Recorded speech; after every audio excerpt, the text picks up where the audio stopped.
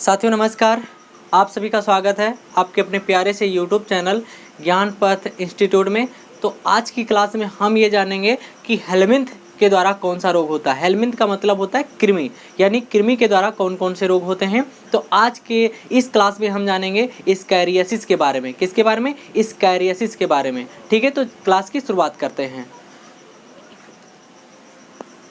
तो प्यारे बच्चों, जो स्कैरियासिस है ये एक कैसा रोग है? हेलमिंथ जनित रोग है। हेलमिंथ जनित रोग है, यानी गोल कृमि या कृमि के द्वारा होने वाला रोग है। ठीक है, तो स्कैरियासिस क्या है? एक रोग है। और यह रोग किसके द्वारा होता है? यह रोग स्कैरिस लुम्ब्रिकाइडिस के द्वारा होता है। यानी यह रोग स्कैरियासिस किसके द्वारा होता है? स्कैरिस रोग जो होता है, स्कैरियासिस रोग जो होता है वो स्कैरिस लुम्ब्रिकाइडिस नामक गोल कृमि के कारण होता है। गोल कृमि मतलब ये गोल कृमि होते हैं जिनके कारण ये रोग उत्पन्न होता है। इनको हम साधारणतः जो है पेट का केचुआ भी कहते हैं। क्या कहते हैं?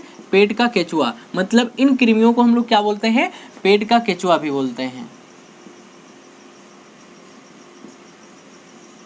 ये बात आपको याद रखना है। ठीक है, उसके बाद बताया गया यह विशेषकर बच्चों की आंत में पाया जाता है। मतलब ये बड़े व्यक्तियों को, मनुष्यों को तो प्रभावित करता ही है, लेकिन ये अधिकांशतः किसको होता है? ये छोटे बच्चों को छोटे बच्चों में होता है, यानी छोटे बच्चों की आंत में यह जो है कृमि पाया जाता है।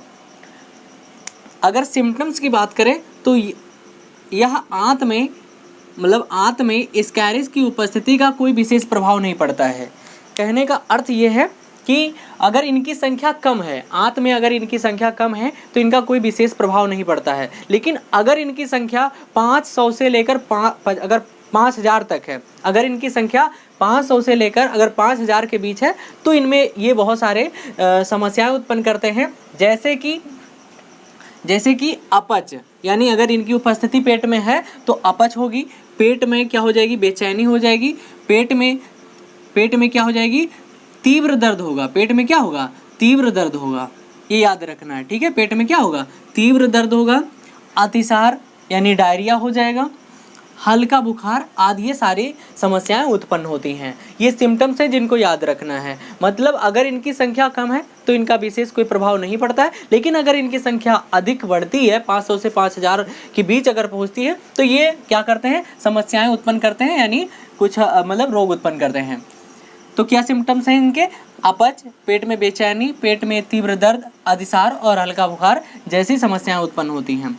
और जो रोगी होता है वो दुर्बल हो जाता है, क्योंकि खाना उसका ठीक से पचता नहीं है। क्योंकि ये जो जीव होते हैं, ये जो कृमि होते हैं, ये पूरी तरीके से निर्भर रहते हैं व्यक्ति के पचे हुए भोजन के ऊपर, जिसके कारण क्या होता है? रोगी जो होता है वो दुर्बल हो जाता है, क्योंकि सारा भोजन तो यही खाएंगे।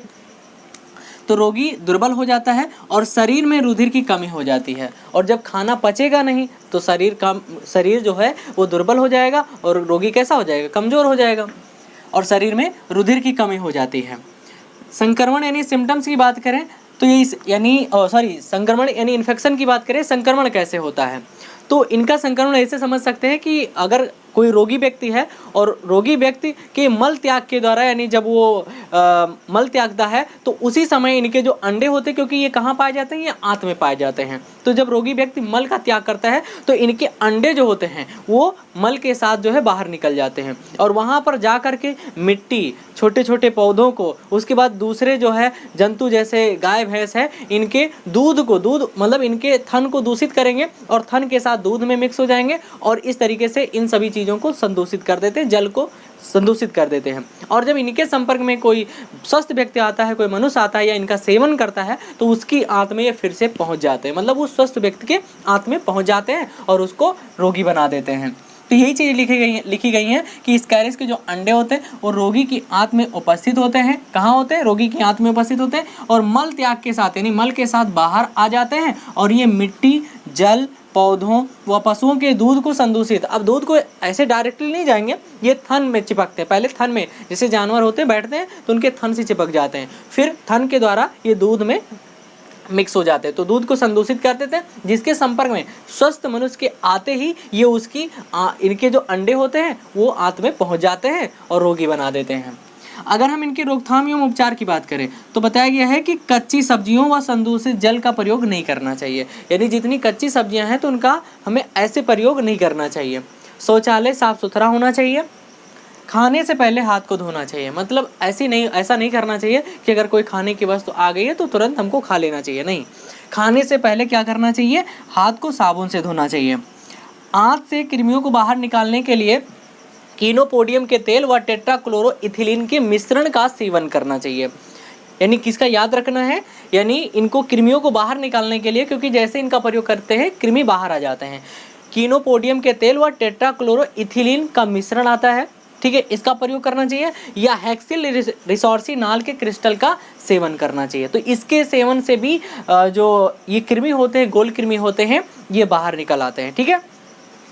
और कुछ दवाएं भी हैं, एल्कोपार, एंटीपार, डिकैरिस जैसी दवाओं का भी प्रयोग किया जाता है स्कैरियसिस रोग में, ठीक है। तो प्यारे बच्चों याद रखना, ये जो है एक गोल कृमि के द्वारा होने वाला रोग है जिसका नाम है स्कैरियसिस, ठीक है। हो सकता है कुछ बच्चों को डाउट हो कि सर स्कैरियसिस क्या होता है, तो ये पेट का केचुआ होता है। एक और रोग होता है जो गोल कृमि के कारण होता है, बट उसको हम पिनवर्म के नाम से जानते हैं, ठीक है। यानी पिनवर्म यानी छोटे छोटे कृमि होते हैं, और वो भी जो है अधिकतर वो बच्चों को ही प्रभावित करते हैं, और वो गुदाद्वार में होते हैं। तो याद रखना, ये आंत में होता है, जबकि पिनवर्म कहाँ प्रभावित करता है, गुदाद्वार में, तो याद रखना, ठीक है।